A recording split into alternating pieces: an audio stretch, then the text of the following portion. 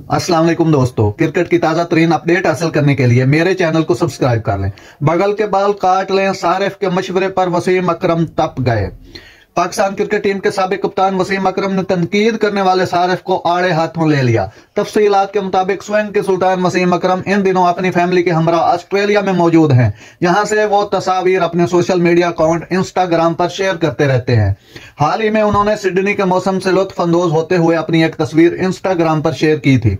उन्होंने तस्वीर शेयर करते हुए लिखा कि मॉर्निंग सिडनी में एक खूबसूरत दिन।